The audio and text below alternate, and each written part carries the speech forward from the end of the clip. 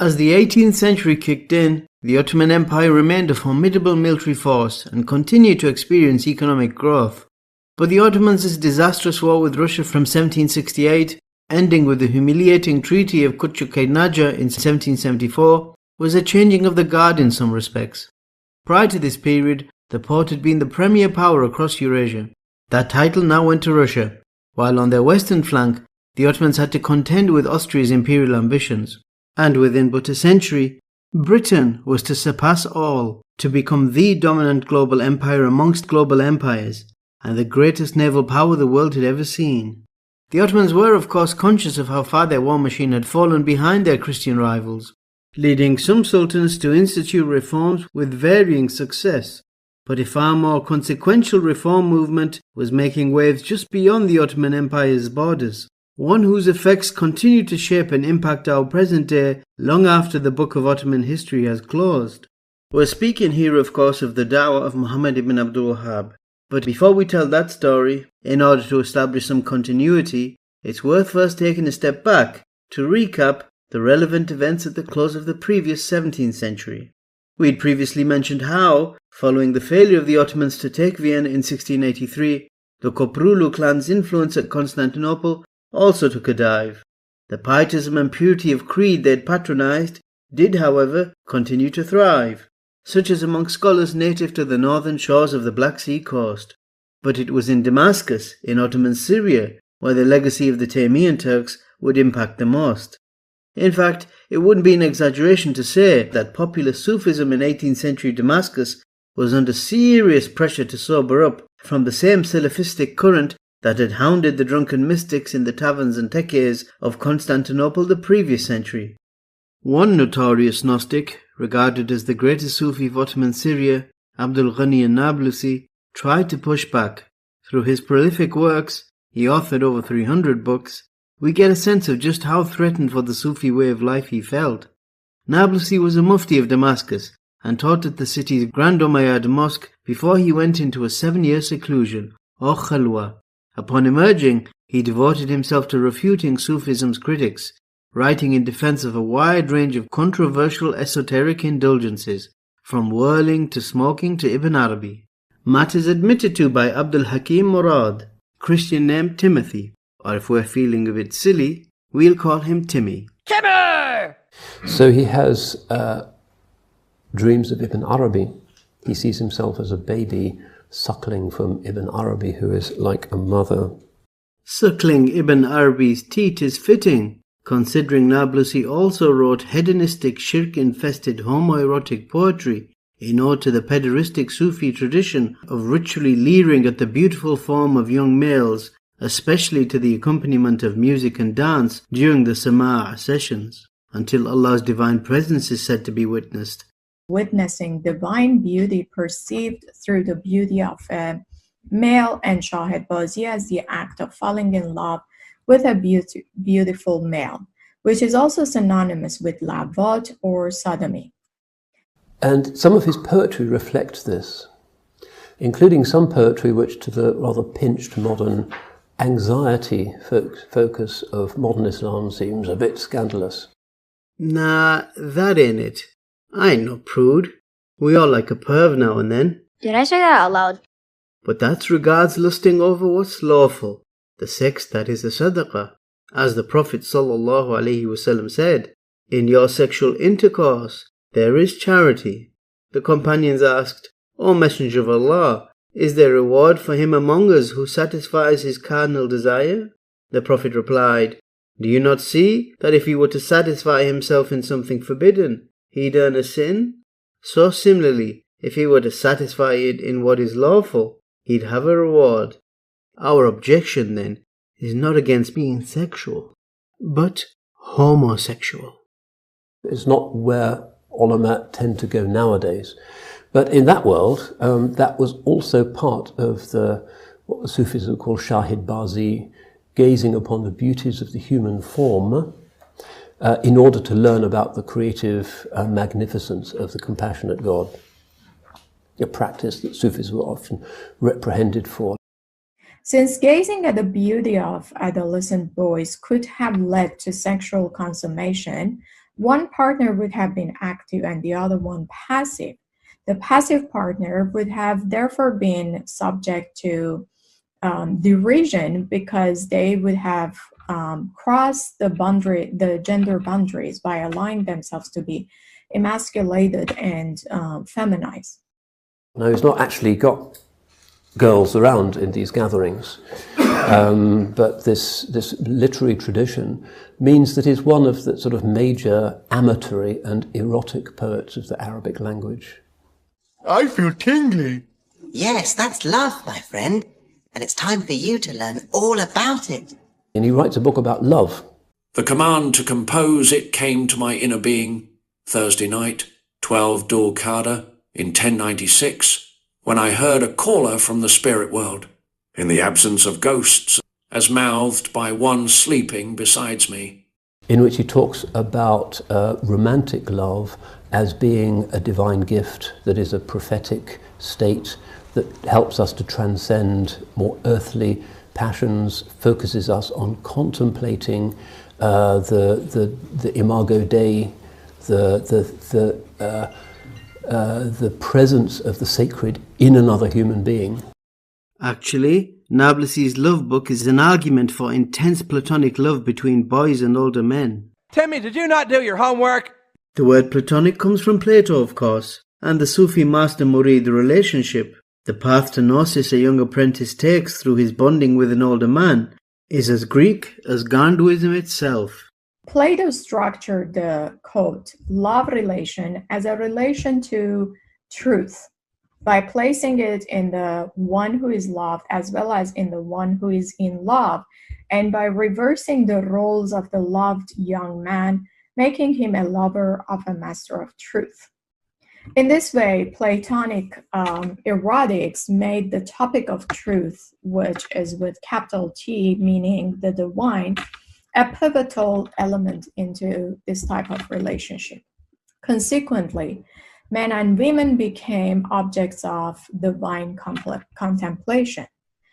However, since the presence of women in Sufi lodges would create uproar and chaos in society, Sufis often prefer to choose young men, such as pretty young slaves or disciples, as ideal of beauty and objects of divine contemplation. Now, the Sufis were expected to admire the beauty of these young boys, which would lead them to that Platonic truth. Hence, falling in love hopelessly with an adolescent boy became a familiar trope in Sufi literature. Thus, from Plato, Sufis learned how to love God, just as from his student Aristotle, Ash'aris learned how to conceive of God, how to believe, or rather disbelieve, in his attributes, as according to their adopted Hellenic sensibilities, to take the divine attributes on their apparent, intended meaning would be to anthropomorphize Allah. And yet, they claim that a state of gnosis, a mystical meta-knowledge of the metaphysical God, may be attained by loving the anthropomorphic form of adolescent males, almost willing Allah to become incarnate within the physical male form. The contradiction is incredible. ليس كمثله شيء ليس كمثله شيء وهو السميع البصير وهو السميع البصير. Then there's the blurred lines between philosophy and pederasty, between the sharing of wisdom and the sharing of beds, as is suggested in this portrayal of Aristotle with his adolescent Macedons. When men lie together and knowledge and virtue are passed between them, that is pure and excellent. When they compete to bring out the good, the best in each other, this is the love between men that can build the city-state and lift us from our frog pond. But can a man love a woman equally, Master? A woman? Of course not. So here we are with all my friends, and they love you, all of them. Yes, we do. It is true. We love you. You love us too. I love you too, furry boy. Harder. Unsurprisingly, Abdul Ghani an-Nablusi was accused of promoting homosexuality, and so was forced to clarify how he considered homosexual acts to be sins of the utmost profanity. A guy who's going to go and penetrate and sodomize another guy.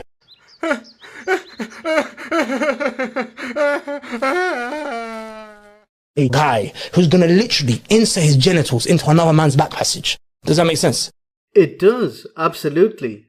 But creedally, what hululists, wahdatul wujudists advocate The presence of the sacred in another human being is no less an obscenity.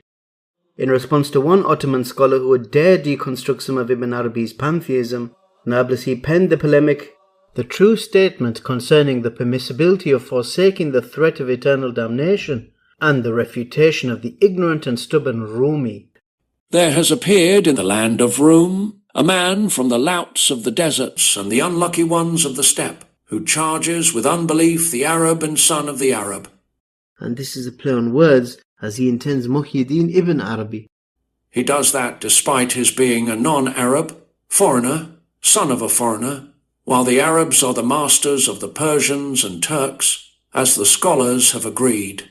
And it is known that the Arabs are those who brought the Turk into Islam by the tips of their dark spears and the blades of their bright swords. Point of fact, it was the Iranic Samanids who brought the Oghuz Turks to Islam. And then those Turks, as Ottomans, steered Greeks, Slavs, Albanians and Magyars of the formerly Eastern Roman realm under the Islamic helm. Rather than specify who he's disparaging of peoples Islamized by Turks as distinct from actual Turks, Nablusi lumps them all together as one foreign body unequal to the Arab. Continuing his tirade against his suckling mother, Ibn Arabi's Sunni critic, Nablusi opines, Perhaps he was one of those infidels forced by the Arabs into Islam, who denies the truth out of ignorance. Perhaps the ignorant rejecter of truth was a Christian recently converted to Islam, who put on a white turban and dressed as Muslims do. And only Allah knows what's in his heart near or far. The ignoramus has forgotten how he was fighting the people of Islam, deifying Christ, eating pork, and worshipping idols. If he were to spit, wine would have exited his mouth. Like the one who worships shrines after having been raised upon Islam is in any place to criticize Greek converts to the religion for having worshipped Jesus in their Jahiliyyah.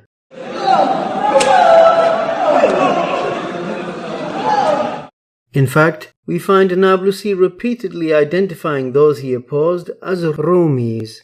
Rumi, plural Arwam, is a noun that should denote a native of Anatolia and the Balkans, the territory that's more or less congruent with the ancient Greek-speaking world that was the Eastern Roman or Byzantine Empire, as per Allah's usage of the term in the Quran. Alif Lam Mim غلبت الروم في أدنى الأرض وهم من بعد غلبهم سيغلبون.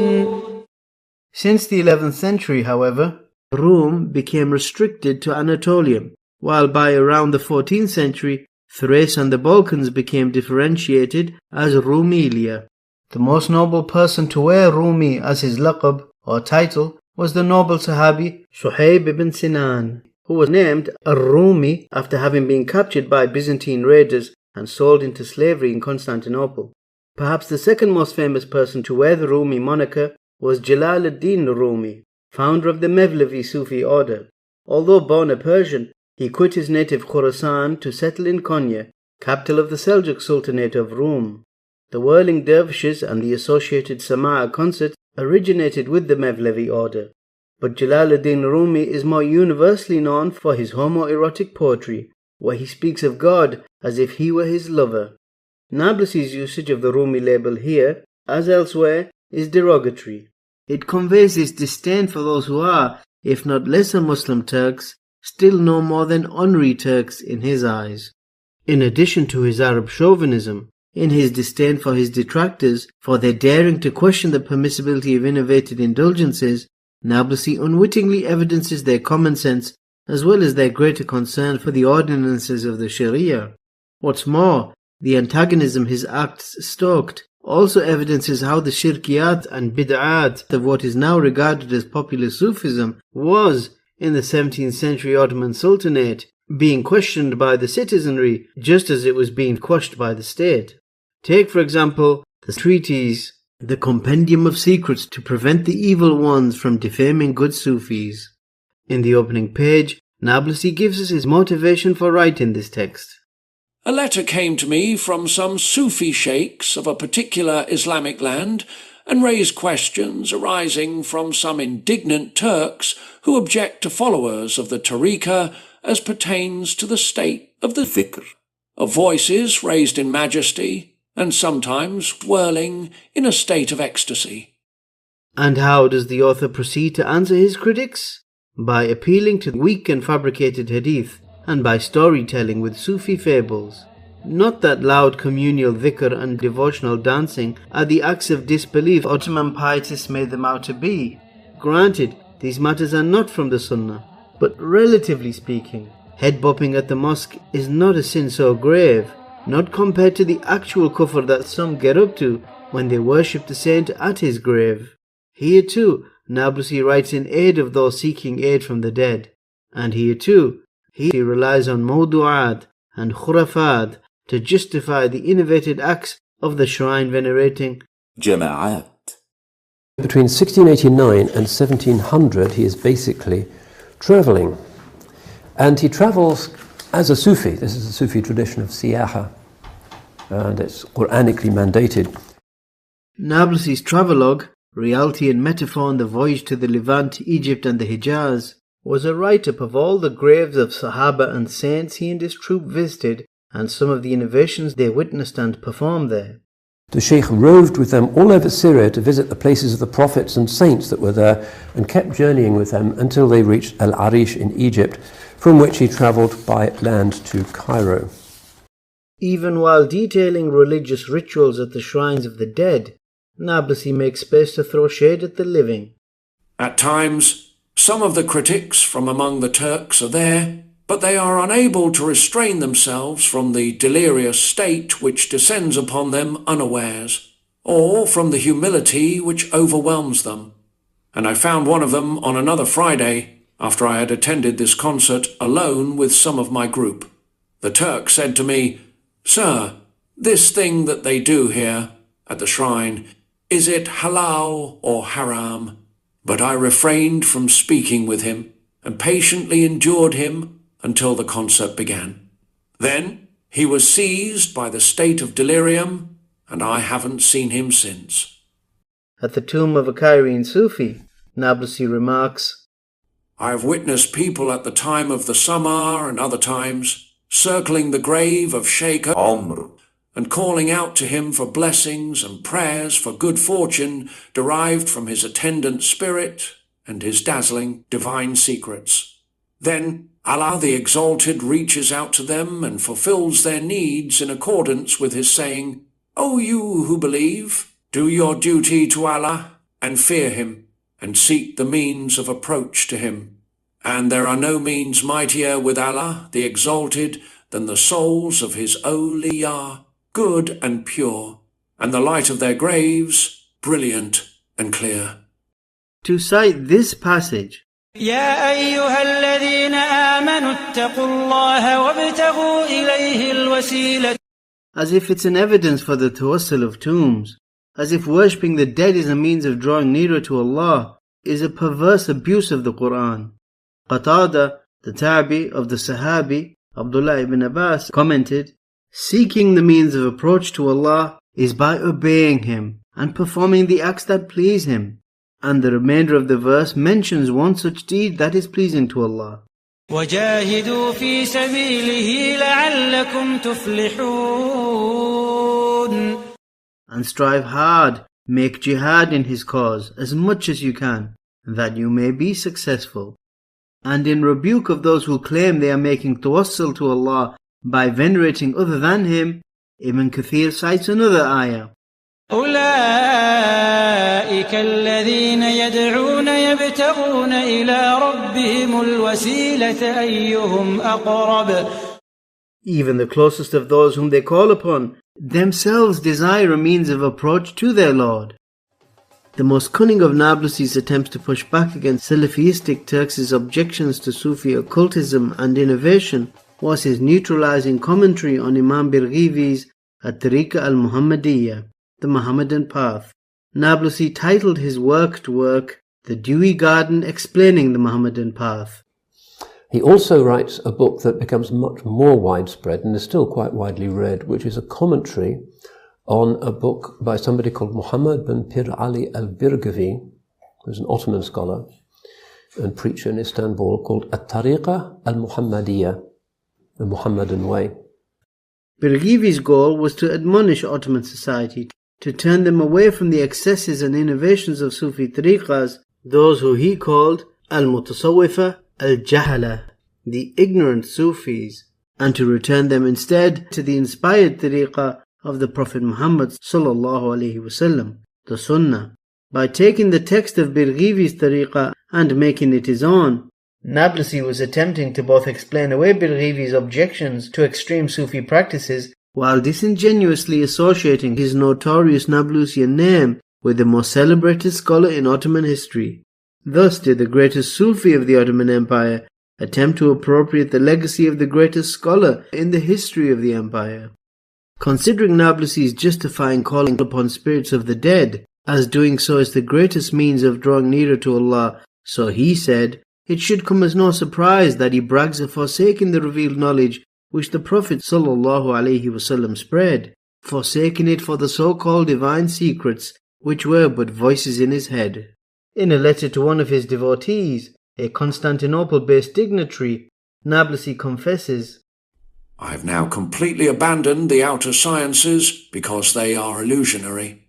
The tools to their perception and awareness are but imagination and thought, and I have embraced with all of my being the true hidden sciences because they alone are beneficial. And the hidden sciences are a taste, an unveiling, and ecstasy. Not for everyone is this taste, unveiling, and ecstasy. This isn't piety. The mystics claim to have reached a station where divine truths are unveiled to him, as if he were granted prophethood in secret, receiving knowledge which from the followers of Muhammad ﷺ is concealed, while the prophets were themselves ordered to follow naught but that which was to them revealed. وَإِذَا لَمْ تَأْتِهِمْ بِآيَةٍ قَالُوا لَوْلَا اجْتَبَيْتَهَا قُلْ إِنَّمَا أَتَّبِعُ مَا يُوحَى إِلَيَّ مِنْ رَبِّي هَذَا بَصَائِرُ مِنْ رَبِّكُمْ وَهُدًى وَرَحْمَةٌ لِقَوْمٍ يُؤْمِنُونَ. And if you do not bring them a miracle, they say, why have you not brought it? Say, I but follow what is revealed to me from my Lord. This is nothing but insight from your Lord, and a guidance and a mercy for a people who believe. When a man reaches such hubris as to hold the pursuit of knowledge of Allah through the Book and the Sunnah to be the ritualistic pursuit of plebs, to such a man actual ritual acts of worship are performed as if a circus act. While Nablusi was in his 90s, we're told how لو Krad would gather in his home in Ramadan, sanctified be his secret, whom he would lead in Tarawih prayers. And alongside him would assemble minstrels, who would perform after every 4 rak'at, songs accompanied by musical instruments, and they would prolong their performance so that the master might have a smoke. Most disconcerting of all was that Nablusi's delusion descended to such a depth that he discarded all notion of any distinction between his and the divine self. My Lord said to me, You are all that is within me, and I am all that is within thee. He appeared to me in my form and said, I am the absolute being, and you are my restricted form. Then he called out to me through my own calling, and he revealed his essence and my essence to me, and I did not find but one voice speaking, and I witnessed the presence of one being, and I came to know that duality in speech and of one being spoken to is pure illusion and reckoning. This speech is brazen blasphemy. سبحانه وتعالى عما يقولون علوا كبيرا. It's blasphemy of the highest order.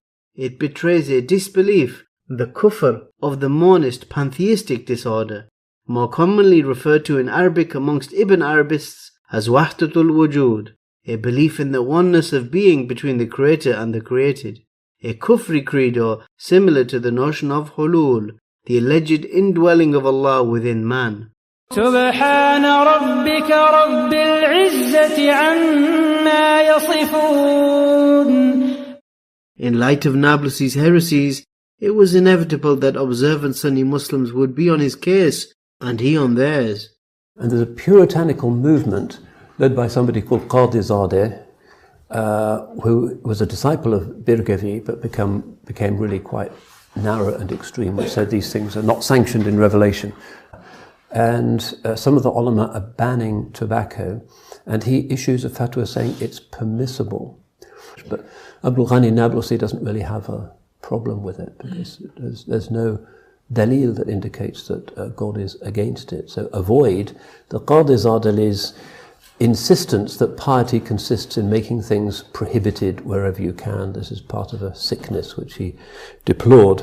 Timmy, you need to work on your study skills. Firstly, Qadi Zadeli is a label coined by the Reform movement's foes. Their fans call them Faqihler, Turkic for Fuqaha, or Birghivi Khulafasi, successors of Imam Birghivi. Secondly, the characterization, or rather characterization, of the Faqihler as if the gang of knuckle-dragging, unibrow-rocking, party-pooping killjoys and naysays stinks of sectarian envy. They were jurists who were concerned for the sanguine spirit of the Sharia as much as for its legal letter. Their jihad was for Mohammedan morality and piety. They strove to elevate Ottoman state and society towards worshipping Allah in His unicity upon orthodox praxis and in a state of sobriety. Naturally, this created for them a good many an enemy, from special interest groups whose privileges were purchased through corruption and whose pastors were corrupted by heresy. The libertine cults of shrine-worshipping Shia cum Sunni Sufis most especially. And his battle with the Qadizadehs was a well-known one. And they were very active. They were smashing up taverns and demolishing Sufi lodges, and they were like kind of proto-Wahhabis in some way. Timmy, don't call people names.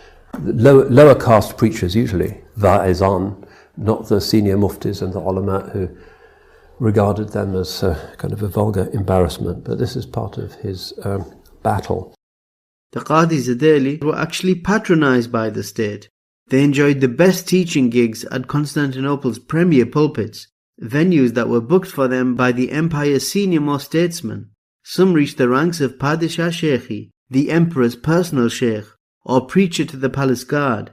That's why they were able to trash taverns and libertine Sufi lodges, because they were enforcing imperial edicts under police escort, because the sultans held such venues that were frequented by Sufis to be denizens of sedition.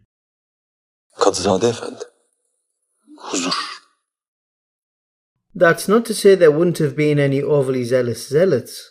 As with all morality police forces, you're going to get the odd baker short of a bun, tripping on a power trip, hassling girls who just want to have fun. But the lasting contribution of the Qadi Zadeli were the written works of their scholars, those that popularized the defense of Tawheed from the teachings of Ibn Taymiyyah and his protege Ibn Qayyim al-Jawziyyah. So what have we learned? That in Abdul Ghani and Nablusi, we saw the single greatest embodiment in a single person of the extreme Sufi strain that would increasingly come to characterize Ottoman Islam during the 18th century. A heretical impulse amongst Muslims, distinguished by a disdain for the religious sciences of the Sharia, a mockery for the sanctities of the Sharia, venerating the dead in their graves as if they were gods, and even claiming to be God. And we saw how Nablusi would routinely insult the people of Sunnah, oftentimes dismissing them as Turks for daring to scrutinize innovated Sufi beliefs and practices. Proto-Wahhabis in some way. And we witness from winter of discontent the indefensible's indefatigable defense. Abdul Hakim's lauding Abdul Ghani was unwarranted in almost every sense. Level out, come on! Because Nablusi was opposed not because he was a sober Sufi, but because he was a scandalous one.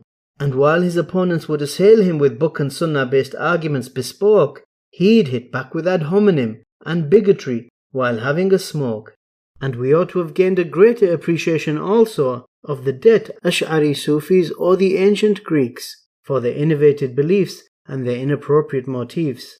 And worse of all, also in the pathos of pagans past, we saw Nablusi justifying for the fickle masses acts and articles of shirk, such as belief in the incarnation of the divine, claiming to come close to Allah by gazing at boys and worshipping shrines. احنا كمتصوفة ولسنا شيعة بيقولوا علينا ان احنا عبدة الأضرحة. بيقولوا على المتصوفين انهم عبدة الأضرحة. نعم، نحن عبدة الأضرحة التي تقربنا إلى الله سبحانه وتعالى، لأن هناك فرق بين القبر والضريح. القبر في مسلم عادي، أما الضريح ففي ولي من أولياء الله الصالحين أخلص لله، وربنا سبحانه وتعالى كرمه وجعل له مقام يزار.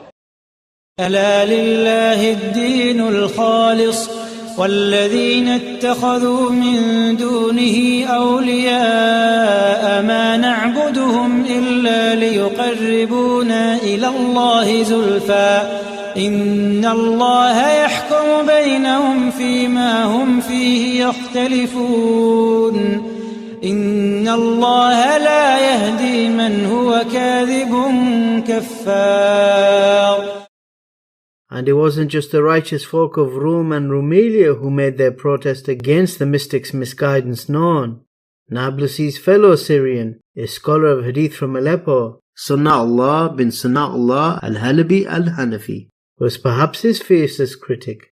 In his Sayfullah ala man kadhaba ala awliya'illah, the sword of Allah upon the one who lies upon the allies of Allah, Sana'ullah castigates Nablusi for perverting the religion with shirk-infested shrine veneration. Within a generation, Muhammad ibn Abdul Wahhab and his followers would borrow from Halabi's works to aid their own jihad against grave worship. To play us out, let's also borrow from the rhyming introductory lines of Halabi's critique and marvel at just how evocative they are for us now of the as then yet to appear da'wah of the Najdi Sheikh.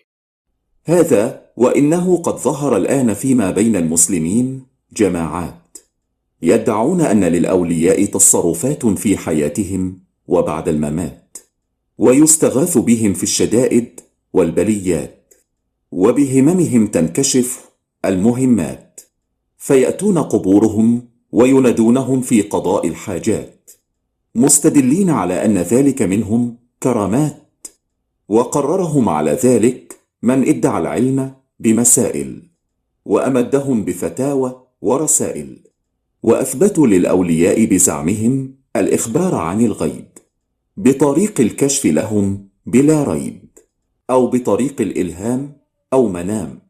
وهذا كما ترى كلام فيه تفريط وإفراط وغلو في الدين بترك الاحتياط، بل فيه الهلاك الأبدي والعذاب السرمدي، لما فيه من روائح الشرك المحقق ومصادرة الكتاب العزيز المصدق ومخالفة لعقائد الأئمة وما اجتمعت عليه هذه الأمة، فكل بناء على غير أصولهم تلبيس، وفي غير مناهجهم مخايل إبليس. I've heard people say that too much of anything is not good for you, baby. It doesn't seem to me like it's enough. It's just not enough. Oh, babe. Oh, babe.